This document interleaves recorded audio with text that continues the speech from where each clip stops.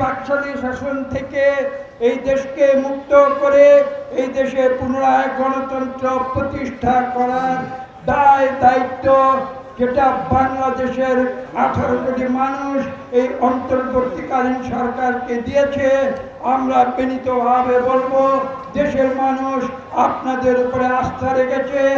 আপনারা যত দ্রুত সম্ভব তাদের সেই আস্থার প্রতিদান প্রদান করুন।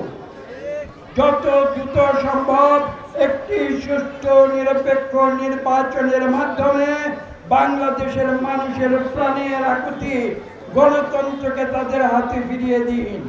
দীর্ঘ 16 বছর বাংলাদেশের তরুণ সমাজ, নবীন সমাজ তারা ভোট দিতে পারে নাই। তিনটি নির্বাচন আপনারা দেখেছেন। এমনকি 2008 সালের নির্বাচনও একটি ষড়যন্ত্রের মাধ্যমে সংগঠিত হয়েছিল।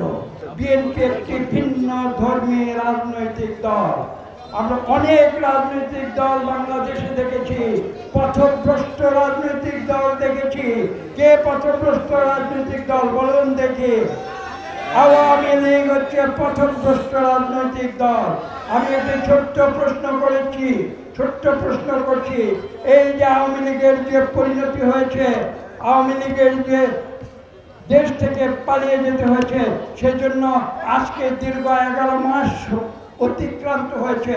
সেই 11 মাসের মধ্যে একজন আওয়ামী লীগ কর্মী নেতা কাউকে দেখাতে পারবেন যে সব সাহস নিয়ে বলতে পেরেছে যে আমরা বাংলাদেশের মানুষের প্রতি অন্যায় করেছে, আমরা ক্ষমা চাই? কেউ বলেছে? বলে নাই। কাজে আজকে সেই রাজনৈতিক দল বাংলাদেশের মানুষ প্রত্যাখ্যান করেছে। কাজে আপনাদের সতর্ক থাকতে হবে, আপনাদের খেয়াল রাখতে হবে, আপনাদের হুঁশ রাখতে হবে। বিএনপি কোনোদিন যেন আওয়ামী লীগের মতো এই ধরনের আচরণ না করে। আমরা মানুষের সেবা করার জন্য রাজনীতিতে এসেছি। আমরা রাজনীতিকে আওয়ামী লীগের মতো ব্যবসা হিসাবে নেই না। কাজে আমরা মানুষের সেবা করব। আমরা সেই সেবার উদ্দেশ্য নিয়ে রাজনীতিতে এসেছি। আপনারা মানুষের সেবা করবেন, মানুষ আপনাদের প্রতিদান দেবে। আপনাদের প্রতিদানের পেছনে কাউকে ঘুরতে হবে না।